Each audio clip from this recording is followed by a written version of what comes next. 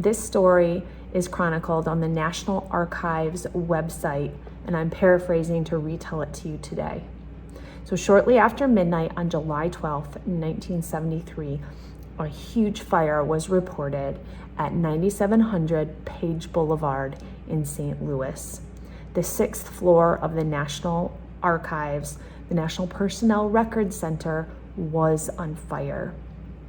All sorts of fire departments were dispatched to the scene. The blaze burned out of control for over 22 hours. During that time, millions of gallons of water were distributed over the building, pumped into the 6th floor, trying to dissipate the flame, pouring from the 6th floor to the floors below, while the blaze and the smoke went to all the other floors as well. It was massively destructive.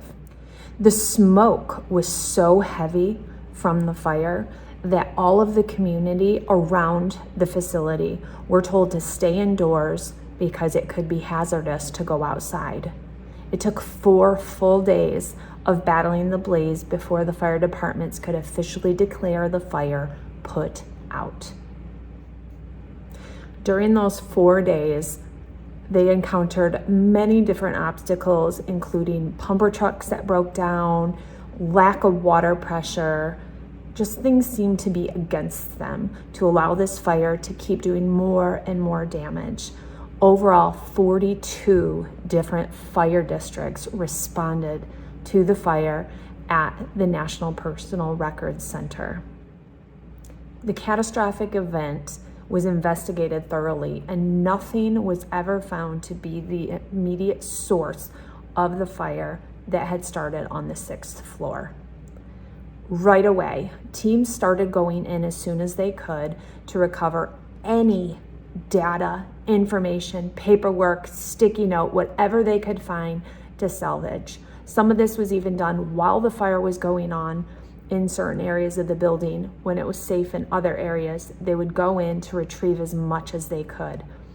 There was a whole lot of files that had been sent to the National Archives recently before this fire that had not been cataloged yet. Those were all lost, and there's no way to know exactly what type of paperwork was in those. Right away, the government knew we had a big problem with all of this data and records being destroyed. So on July 23rd, 1973, they issued a halt to all federal government agencies from destroying, throwing away any records, because they could be used to try to duplicate or recreate some of these records that had been lost. So everyone had to stop any disposal of their records for sake of trying to save information going forward. As the crews began to work, they realized the damage, not just from the fire, but the water. That water had poured for days over that building, along with the water lines that had run in the building, breaking during the course of everything, and it took time to get them capped. So water from the fire department and within the building just continued to rain down over all the documents that were there. Teams dispatched in, like I had said, and they worked endlessly to retrieve everything they could. In all, they were able to retrieve about 6.5 million records, which seems like a lot, but in the grand scheme, when 16 to 18 million were lost, it's just a fraction. One of the other major concerns right away was mold. Paper molds very quickly, and St. Louis in July has high humidity, so they were very concerned with mold erupting on all of this saturated wet paper in this humid condition. They went through the building and sprayed thymol to try and alleviate some of the mold that was continuing to grow. So it seemed like 2 steps forward, 12 steps back every time they were getting in to try to retrieve these documents. So how do you dry 6.5 million records? They started to create every type of drying mechanism that would allow them to dry the records. They put up tables, they made makeshift dry racks, It wasn't quite enough though. So the McDonnell Douglas Aircraft Corporation stepped forward and said, hey, we have a vacuum drying facility. Bring as many records as you can over and let's start getting them dried and see if we can salvage them. So the unit worked like this. You would take milk cartons full of these records in and line them all up. You would then drop the temperature of that space to a freezing point, and then once it was to a freezing point, quickly fill it with hot, dry air. This would force the water out of all the documents. From each milk carton, they were getting about 8 pounds of water. How were these records even going to be usable when you're squeezing 8 pounds of water out of a milk crate full of records? It's unfathomable, right? But they were able to start drying all of these records. Some were even sent to NASA to do a similar type of a application to them to help save these records. Time was of the essence, and they were doing everything they could as quickly as they could to try and retain documents. A whole new division was created at the MPRC. They would create all of these new files, became B files or burned files.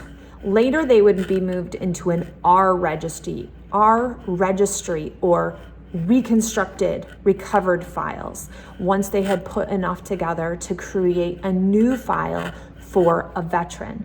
These are military personnel records. Why are they so essential? They prove military service for disability, for honors, for burial benefits. These records are imperative to have to prove any type of service of a military personnel.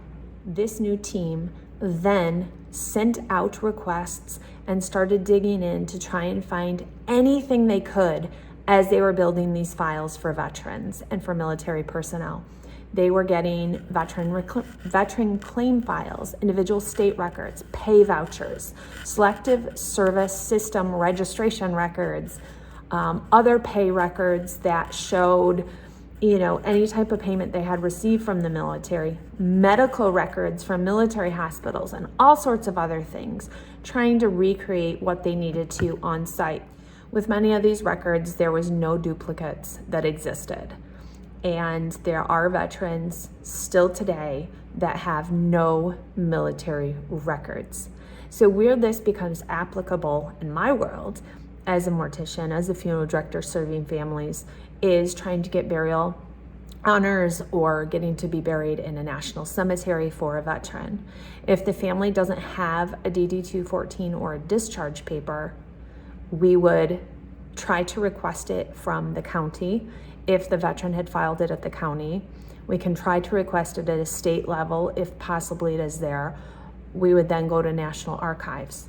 We have had letters back from National Archives stating they have no military records available for the individual. Sometimes through other types of things like wallet cards or any of these pay vouchers or other information from the family, they can provide a letter to the family saying, we do not have the military records, but this letter is to verify that your loved one was a honorably discharged veteran and can get benefits and burial honors that they are entitled to. However, the other type of letter does exist where a family may get a letter that says, we cannot verify your loved one's military record.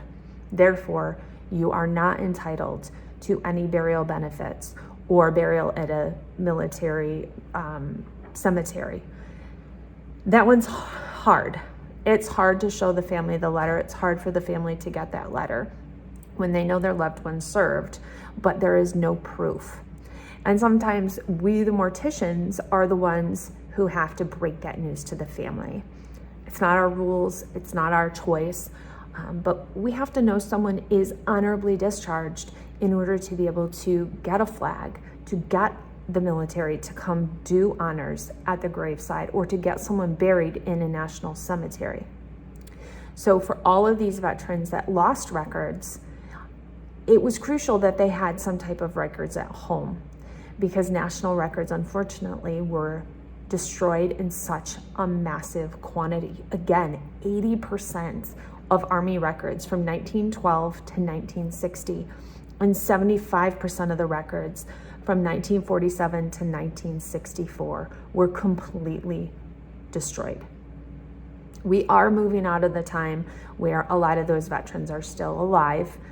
It's not impacting as much as it did a few years ago, but we still do encounter it.